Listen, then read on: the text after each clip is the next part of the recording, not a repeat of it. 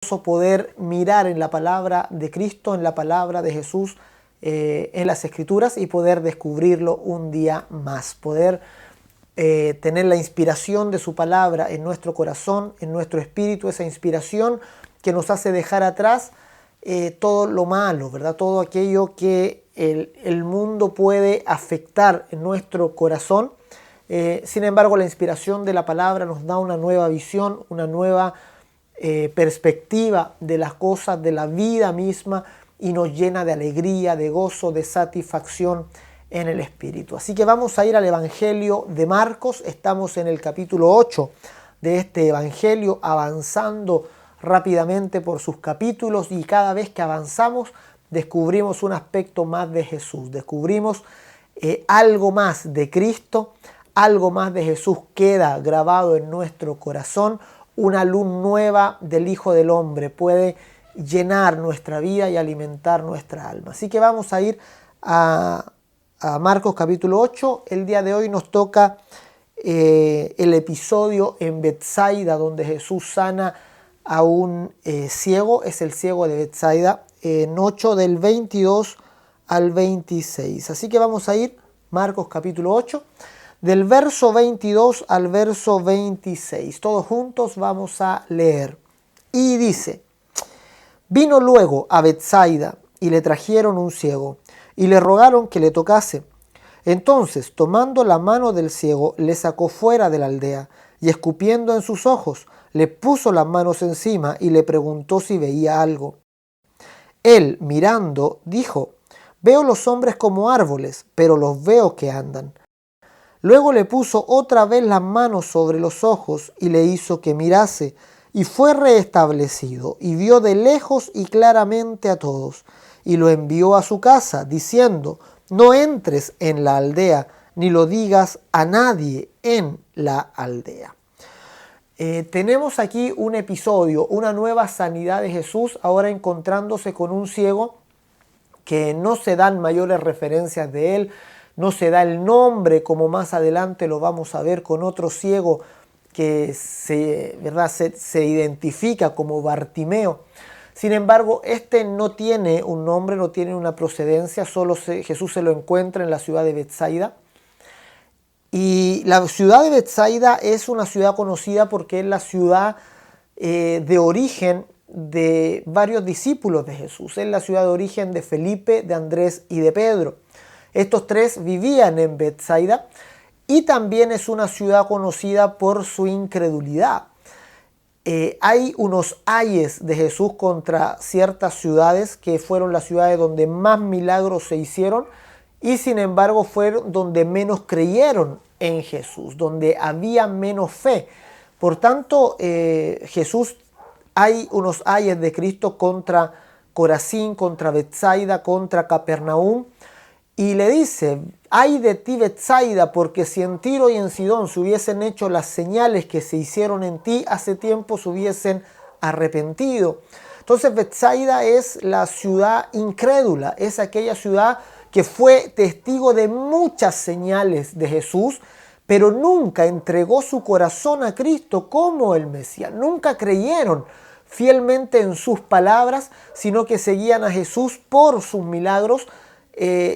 Lo veían como alguien que podía resolver sus problemas, pero no creían sus palabras. Jesús quiere que creamos en sus palabras. Más, ¿verdad? Que ser testigo de sus milagros es creer firmemente en lo que Él vino a hacer. Porque lo que Él vino a hacer fue más que sanidades físicas. Lo que Él vino a hacer es más profundo que cualquier cosa humana. Betsaida es una palabra compuesta por Bet, que significa casa, y Saida, que significa arena. Y Betsaida nos recuerda la parábola de Jesús, ¿verdad? Que Él dijo: todo aquel que oye mis palabras pero no las hace, le compararé a un hombre que construye su casa sobre la arena. Betsaida es la ejemplificación de alguien que oye la palabra de Jesús, que es testigo de sus maravillas. Sin embargo, nunca puede entregar el corazón permanece endurecido a sus palabras, nunca es capaz de recibir la inspiración profunda de qué significan esas palabras, nunca es movido ni transformado por esas palabras. Betsaida entonces es el ejemplo negativo de una ciudad impenitente, de una ciudad que recibió mucho de Cristo, pero que finalmente termina siendo una señal de incredulidad, una casa incrédula. ¿Qué lecciones importantes podemos sacar de este pasaje? Vamos a obtener tres. Vamos a mirar tres lecciones de vida, tres lecciones de fe que podemos obtener de este encuentro de Jesús con el ciego de Betsaida. Y la primera lección es que vemos que cada vez que Jesús se encuentra con una persona, Él hace algo nuevo. ¿Ya?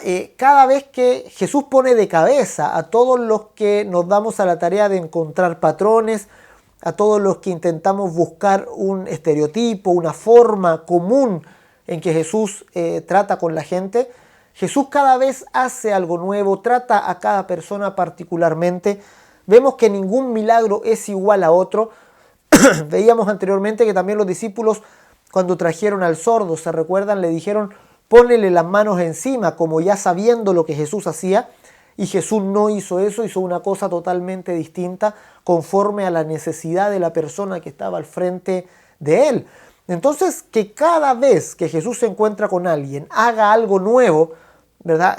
Nos enseña dos cosas muy importantes. En primer lugar, nos enseña que no podemos pensar en conocer a Cristo totalmente alguna vez. Jesús es siempre nuevo para nosotros. Siempre podemos descubrir algo nuevo de Jesús. No podemos creer que ya conocemos a Jesús totalmente, que ya sabemos cómo Él actúa, porque Jesús es aquel que siempre tiene algo nuevo que entregarnos, algo con que maravillarnos cada día.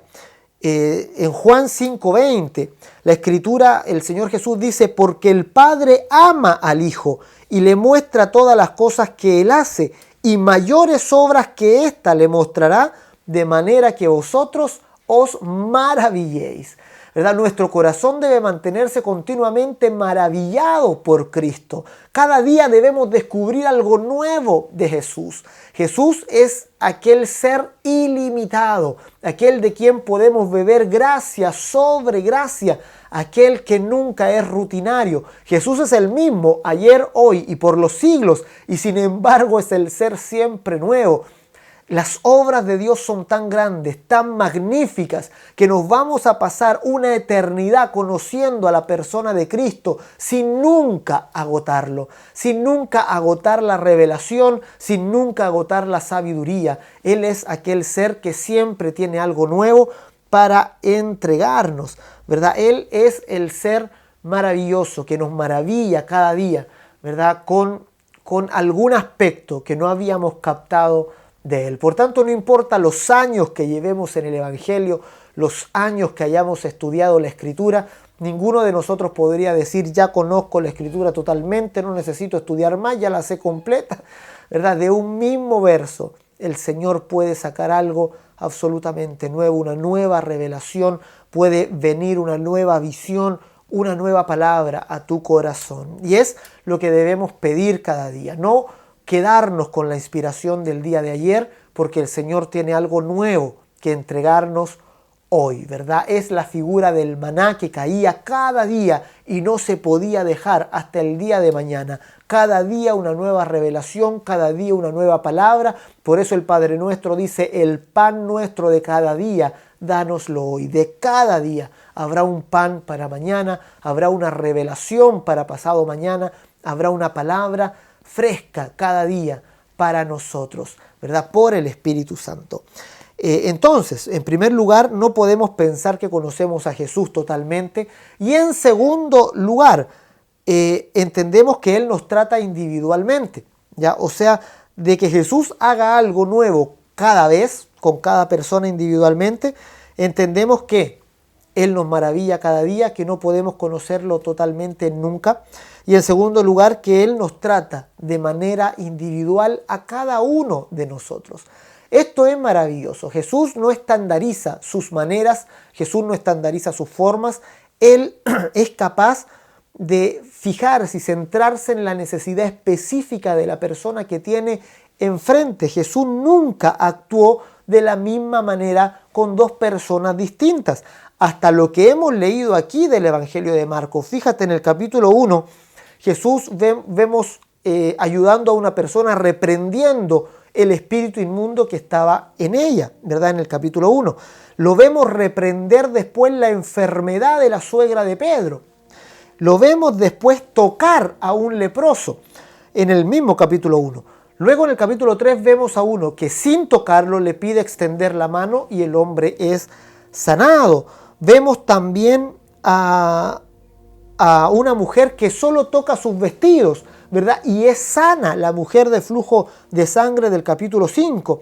Luego a una mujer, a la mujer sirofenicia del capítulo 7, solo le habla y hace una curación a distancia, sin siquiera tocar al enfermo ni conocerlo. Solo le dice: mujer, tu fe, ¿verdad? Hágase contigo conforme a lo que quieres. Y la mujer volvió y estaba su hija sana.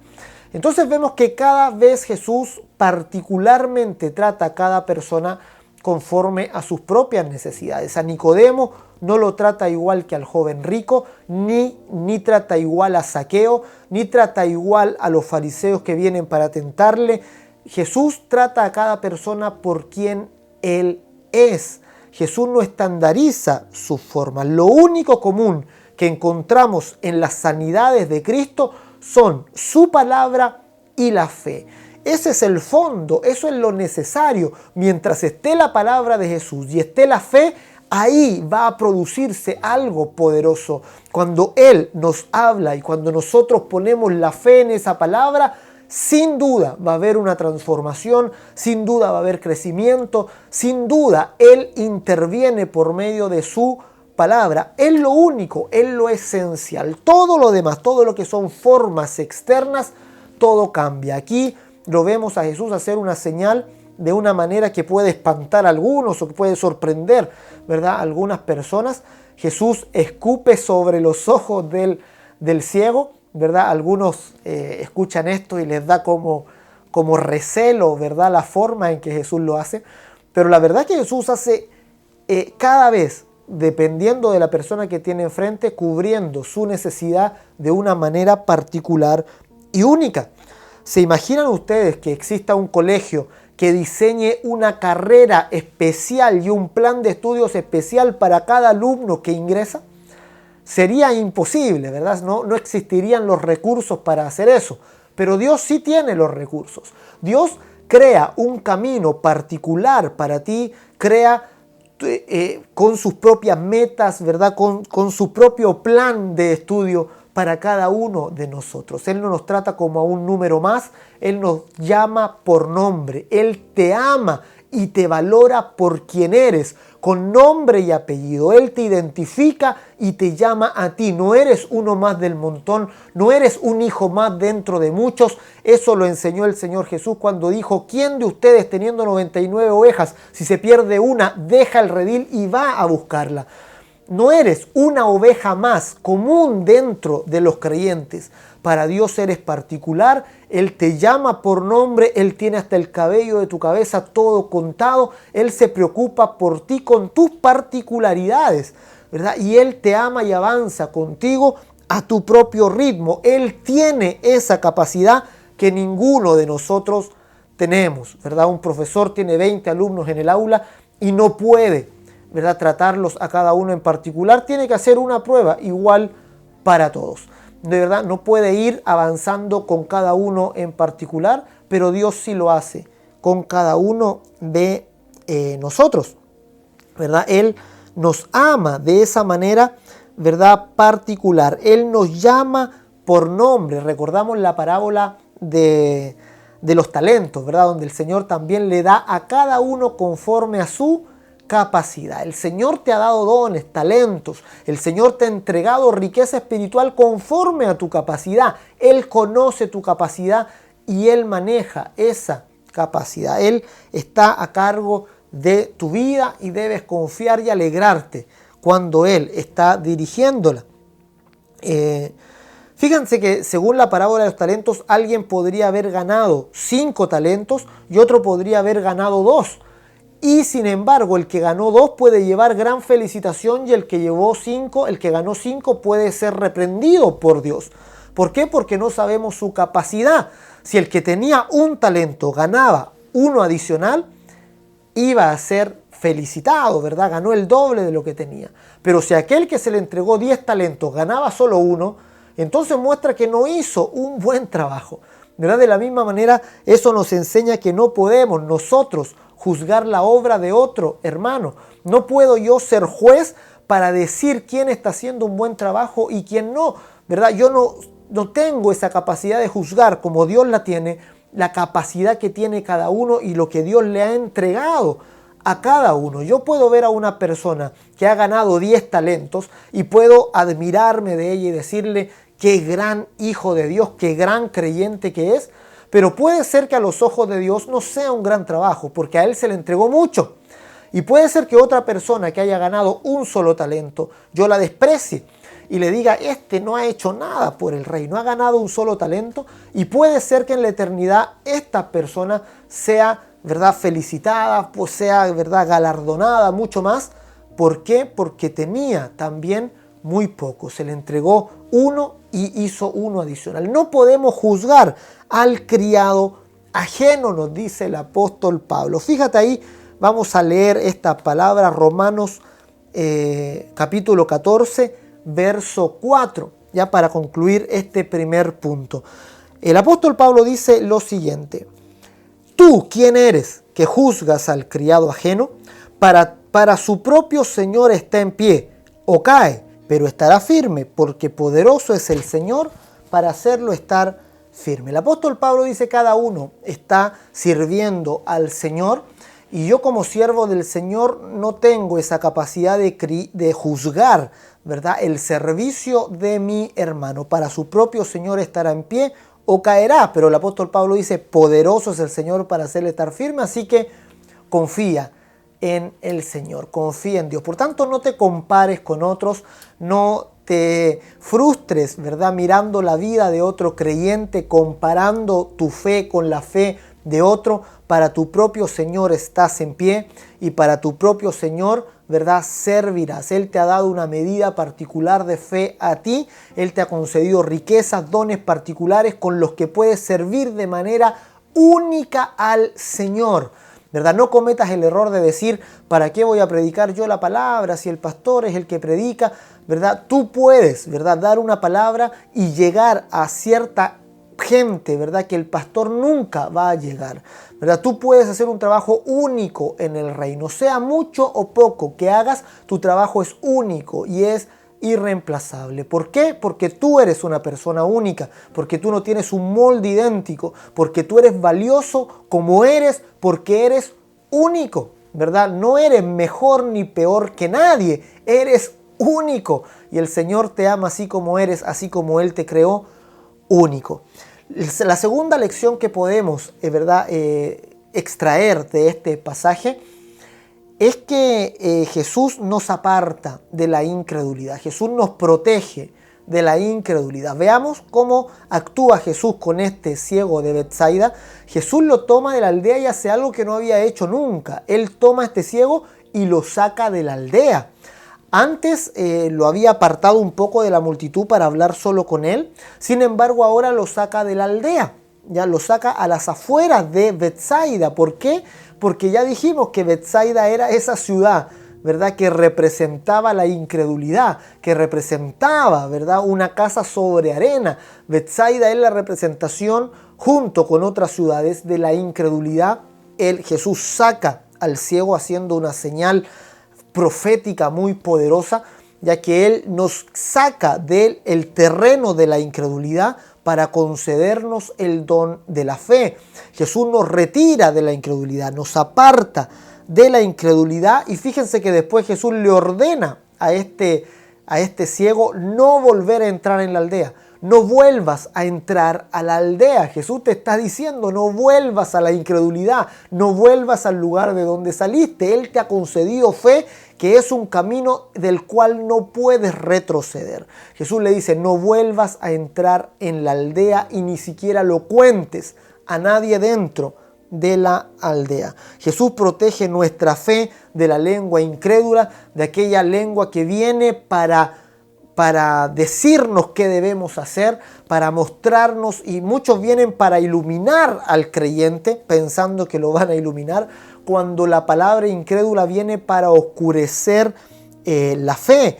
Jesús nos protege y tú mismo debes entender y discernir la palabra espiritual. Es de vital importancia que tú tengas la capacidad de discernir qué palabra es espiritual y es buena para tu alma, para tomarla para ti mismo, y qué palabra es una gran tentación, es un ataque directo a tu fe, aunque esa palabra venga de alguien cercano, aunque esa palabra venga de alguien que amas, aunque esa palabra venga de un mismo discípulo, incluso un líder o un pastor, ¿verdad? Una palabra puede venir para destruir la fe, para destruir algo que Dios ha construido con mucha paciencia en tu vida. Una palabra puede derribar todo eso. Las palabras tienen poder en nuestro corazón y por eso pide al Señor discernimiento. Señor, dame discernimiento. Ese discernimiento de Cristo que tuvo cuando su amado discípulo vino a él y le dijo: Señor, que esto nunca te acontezca. Señor, que nunca pongan la mano sobre ti y te maltraten. Y Jesús dice, dándose la vuelta, le dijo a su amado apóstol Pedro, le dijo: apártate de mí, Satanás, me eres tropiezo. ¿Por qué? Porque no has puesto tu mirada en las cosas de Dios, sino en las cosas de los hombres. Muchas veces van a venir a ti gente que no tiene la capacidad de poner la vista en Dios, que ve las cosas humanas, te va a persuadir, ¿verdad? Intentando de que tú también pongas los ojos en lo terrenal, ¿verdad? Y va a ser gran tentación para tu alma. La fe debe vivir esas vicisitudes, la fe debe vivir esas luchas para prevalecer y para vencer. Debes tener esa capacidad de rechazar toda palabra incrédula, de no volver al territorio de la incredulidad. La sociedad mira también a la iglesia con ojos incrédulos. Para la sociedad, si la iglesia no se mete en temas políticos y sociales, es un ente inservible, es un ente que está diciendo cosas sin sentido, que está teniendo y hablando de alguna esperanza futura, ¿verdad?, que nadie sabe. Ellos no tienen la fe en eso, ellos no tienen la fe en el reino espiritual inconmovible. Por tanto, ellos animan a la iglesia de que se meta en las cosas sociales, de que hable de cosas sociales, que se meta en la política. Ellos quieren usar, y muchos políticos actualmente quieren instrumentalizar la iglesia, quieren usarla para sus propios fines, ¿verdad? Diciéndole a la iglesia que debe estar en ese terreno.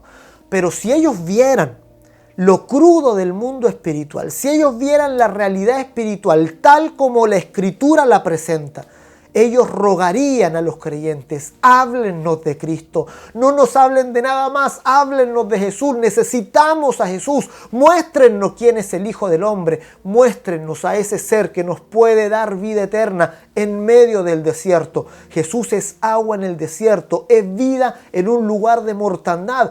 Tenemos que predicar a Cristo. El apóstol Pablo en una ocasión dijo: me he propuesto no conocer nada, no saber de ningún otro tema, de no hablar de nada, sino de Cristo y de este crucificado. ¿Verdad? La iglesia tiene la misión trascendente de predicar a Cristo, de anunciar la salvación, el perdón de los pecados en su nombre, el fin, ¿verdad?, de la era de la condenación, de proclamar esta era de la gracia, que es el año agradable del Señor, proclamar al preso apertura de cárcel, traer vida abundante sobre aquellos que están en la mortandad espiritual. Tenemos una misión trascendente que, como les dije la semana pasada, está sobre toda otra visión humana, sobre toda otra forma política humana de cómo vamos a gobernar o cómo vamos a hacer las cosas aquí en la tierra. Tenemos una misión trascendente. Eso no significa que te tengas que apartar del mundo. Tienes que estar en medio de ellos para influirlos con las palabras de vida eterna, para traer a muchos al conocimiento de Cristo Jesús. Pero estando entre ellos, también debes cuidar tu fe. Debes cuidar la fe que has recibido de parte de Dios. No puedes quitar los ojos de Cristo para ponerlos en las cosas de este mundo. no puedes quitar los ojos de la salvación eterna para ahora ocuparte de las cosas de este mundo. El apóstol Pablo dijo: ¿qué soldado se enreda en cuestiones civiles? ¿Verdad? No, sino que está apartado de eso para agradar a aquel que lo tomó por soldado. Estamos con una misión trascendente, mis amados. Estamos con una misión espiritual gloriosa que necesitamos encargarnos de ella. Cuida tu oído de la palabra incrédula, aunque venga de algún ser cercano, ¿verdad? Ámalo, no tienes por qué decirle: apártate de mí, Satanás, ¿verdad? No es necesario, puede que te malinterpreten.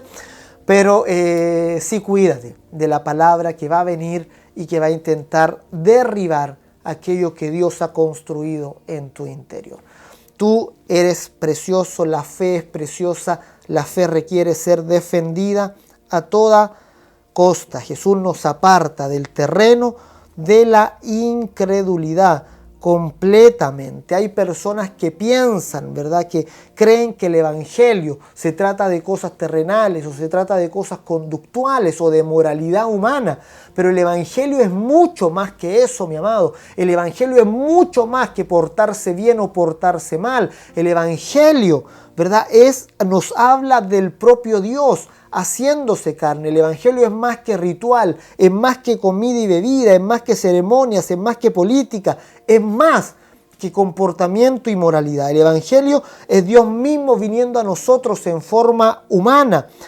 Es Dios mismo siendo hombre, destruyendo la condenación, destruyendo aquel que tenía el imperio de la muerte y dándonos libertad. Es Dios mismo cargando sobre su cuerpo nuestra condenación y nuestro pecado y muriendo por nosotros. Es Dios experimentando la maldición para que nosotros fuéramos bendecidos y fuéramos hechos la justicia de Dios en Cristo. Es Dios experimentando la pobreza para que nosotros fuéramos enriquecidos. Es Dios bajando para elevarnos a nosotros a la categoría de hijos de Dios. El evangelio es la gracia y la verdad revelada por Dios. El evangelio se trata de Él, no de nosotros. El evangelio se trata de la obra magnífica de Dios en Cristo. Cuando tus ojos están puestos en esa obra magnífica, tú experimentas la nueva vida, la vida abundante del evangelio en tu corazón. Entonces, para recapitular las lecciones que podemos sacar de aquí, en primer lugar dijimos que Jesús en cada ocasión hace algo nuevo, es lo que aprendemos en primer lugar. En segundo lugar, que Jesús nos aparta de la incredulidad, Él protege nuestra fe. Y en tercer lugar, aprendemos que Jesús va con nosotros en el camino. Esta señal de Jesús con el ciego de Betsaida es muy particular, porque es la única señal donde el enfermo no sana inmediatamente, sino que hay un proceso. Este ciego sana como en 2 pasos, ¿verdad? Jesús pone sus manos, le pide y él no ve bien todavía. Y él dice: veo a los hombres, pero los veo como que fueran árboles, pero que andan. Y Jesús en una segunda oportunidad pone las manos sobre él nuevamente, le vuelve a pedir mirar y ahí dice que él ya puede ver todo hasta lejos, ¿verdad? Todo completamente. Esto no lo vemos en otras sanidades, pero nos muestra algo magnífico. Nos muestra algo precioso del Señor y en su trato con nosotros, que Él camina, ¿verdad?, junto con nosotros en nuestro caminar de fe, en nuestra imperfección, en nuestra fe que no es perfecta.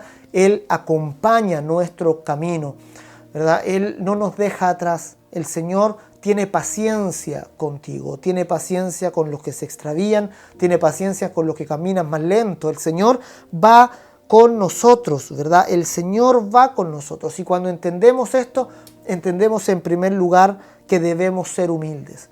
Entendemos que cualquier cosa que estamos en proceso, ¿verdad? Cuando entendemos esta sanidad progresiva del ciego, entendemos que nosotros también estamos en un proceso, que no somos acabados, que no somos la obra completa aún, que estamos en un proceso de ver, que aún vemos las cosas, pero muchos de nosotros todavía vemos a los hombres como árboles. Todavía nosotros vemos parcialmente, y fíjate, tan así es esto, que el apóstol Pablo en 1 Corintios 8:2 dice: si alguno se imagina que sabe algo, aún no sabe nada como debe saberlo.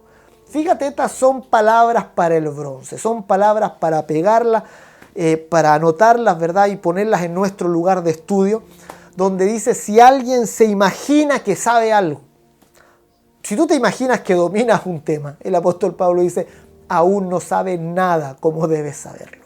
Aún no comprendemos cabalmente nada, ¿verdad? Es decir, nuestro conocimiento aún es limitado y eso nos hace ser humildes. Muchas veces nos vamos a equivocar, muchas veces nuestra opinión no va a ser la más certera, muchas veces vamos a errar, ¿verdad? Y vamos a confundir las cosas, vamos a decir una palabra inadecuada, muchas veces vamos a ofender sin querer a nuestros hermanos. Somos seres que estamos avanzando, que estamos siendo perfeccionados por Dios. Entonces nos hace ser humildes, ¿verdad? Es la humildad, ¿verdad?, con la que tenemos que pedir cada día, ¿verdad? Tenemos que pedir más sabiduría, pedir más conocimiento, ¿verdad? Entender que muchas veces no vemos de manera cabal y perfecta. Cada noche, ¿verdad?, cuando una experiencia personal, cuando oro o por mis hijos, repito siempre la misma expresión. Repito, Señor, llénalos de gracia, sabiduría e inteligencia. Esta expresión la repito siempre, lo pido para ellos cada noche. Y en una oportunidad, ¿verdad?, mis hijos se dieron cuenta de lo que yo estaba orando. Y ellos me dijeron, papá, ¿por qué pides por inteligencia? ¿Acaso tú crees que no somos inteligentes? ¿Acaso crees que somos tontos? ¿Verdad? ¿Por qué cada noche tienes que pedir por sabiduría y por inteligencia? ¿Verdad? Entonces ellos como que se tendieron a decir, ¿pero por qué pide eso? ¿Acaso nos está diciendo que no somos inteligentes? Y ahí les tuve que explicar, ¿verdad?, que por más inteligente que uno crea ser, siempre necesita más inteligencia. La inteligencia es algo que necesitamos pedir cada día para nosotros. No importa que pensemos que sabemos algo, que imaginemos que sabemos algo. Lo mismo con la sabiduría. Siempre vamos a estar faltos de sabiduría. ¿Cuánto necesitamos la sabiduría de Dios? Y hemos de pedirla para nosotros, para nuestra familia, para nuestros hijos, cada día, ¿verdad? Santiago dice, el que esté falto de sabiduría, pídala a Dios y Él le dará abundantemente y sin reproche. Pedimos por sabiduría cada día porque no entendemos cabalmente, porque muchas veces no vamos a tomar las decisiones correctas. Necesitamos sabiduría a cada paso del camino. Necesitamos provisión sobrenatural de sabiduría para cada nueva palabra que vamos a decir, para cada nueva relación que vamos a establecer. Cada paso y cada día requerimos más de la sabiduría de Dios, ¿verdad? Y lo segundo que obtenemos de aquí, de que el Señor va con nosotros en el camino, es que no nos podemos desanimar, ¿verdad? Es que no podemos nosotros, al compararnos con otros creyentes, desanimar nuestra fe, porque Cristo va con nosotros en nuestro camino, ¿verdad? Esto reafirma que cada experiencia es diferente y que no podemos sentirnos mal con respecto a otros. No te preocupes si has fallado en el pasado. El Señor es Dios de nuevas oportunidades. Mira el apóstol Pedro cómo él se sintió decepcionado con él mismo completamente al punto que se separa de sus discípulos y vuelve a ser pescador en Galilea. Jesús va hasta ese lugar, ¿verdad? Y en el capítulo 21 de Juan se reencuentra con su discípulo, ¿verdad? Y le dice Juan, ¿verdad? Le dice Pedro, estás todavía conmigo. Me fallaste miserablemente, pero el perdón de Cristo siempre está presente. Así que alégrate, ¿verdad? Alégrate, no te desanimes en el camino. No te desanimes si has pensado que has logrado poco en el reino, si no estás contento con tu vida de fe actual. Alégrate, ¿verdad? Esa frustración que llena tu alma no sirve para volver a retomar la vida de fe. Esos sentimientos negativos solo te hunden más y más.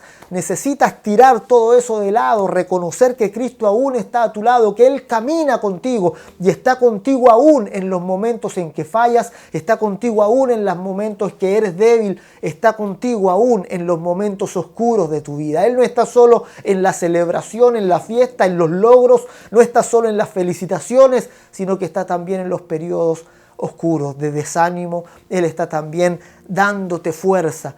Cuando ningún otro pone la vista sobre ti, Él aún está. Así que alégrate, mi amado, no te desanimes en la fe.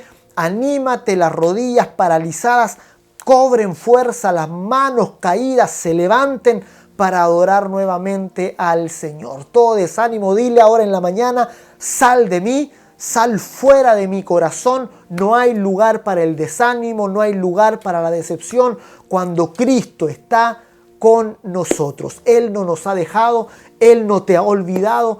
Él aún quiere insistir, darte nuevas oportunidades, caminar contigo conforme, ¿verdad?, quien tú eres. Él te ama por quien tú eres, no por lo que has hecho, no por tu desempeño. Él te ama porque tú eres especial para Él. El Señor te bendiga, mi amado. Cobremos fuerza al mirar esta escena de Jesús con el ciego de Betsaida. Tomemos estas lecciones que hemos aprendido esta mañana y con todo corazón demos gracias al Señor por su bondad y su misericordia. Vamos a orar al Señor. Oremos haciendo una oración sincera para Él esta mañana. Padre, te damos gracias, Señor, en esta mañana porque tú eres Dios eterno, porque tú eres el Dios siempre nuevo, tú eres el Dios que nunca se agota, eres el Dios que siempre tiene algo nuevo para entregarnos. Señor, te pido que tú nos maravilles cada día, que cada día podamos descubrir, Señor, un aspecto nuevo de ti, pueda llenarse nuestro corazón, que junto a mis hermanos podamos beber de ti gracia sobre gracia, que continuamente, Señor, te descubramos y podamos maravillarnos de tus obras benditas, Señor, esas obras del Padre que tú nos muestras, esas obras del Padre que tú nos revelas, bendito Hijo de Dios. Te pido, Padre, también para que tú nos apartes de la incredulidad, que eches fuera todo desánimo, maldición, oscuridad, tiniebla, toda depresión que haya venido por causa de la incredulidad, la rechazamos ahora en el nombre de Jesús. Reprendo toda incredulidad del corazón de mis hermanos, toda palabra que haya venido para dañarlos, para destruir la fe que ellos han construido en ti, Señor, sea reprendida en el nombre de Jesús. Señor, porque sabemos que no hay arma forjada contra nosotros y que, Señor, tú juzgarás toda lengua que se levante contra nosotros en juicio. Toda lengua incrédula que quiera afectar la fe de mis hermanos, Señor, sea reprendida en el nombre de Jesús. Trae la fe, guarda la fe, protege la fe de mis hermanos, Señor, líbralos de la incredulidad. Tú nos apartas de ella y nos has ordenado no volver a entrar, Señor, en el nombre de Jesús. Te damos gracias, Padre, te bendecimos también porque tú vas con nosotros en el camino. Tú nos alientas, tú nos concedes la provisión necesaria a cada paso. Tú nos tratas, Señor, de manera particular a cada uno de nosotros por nombre. Tú nos amas, tú nos bendices, tú nos conoces, Señor. Te pedimos también, Señor, danos la gracia, la bendición de conocerte. Señor, te bendecimos, te damos a ti todo honor, toda gloria, toda alabanza por los siglos.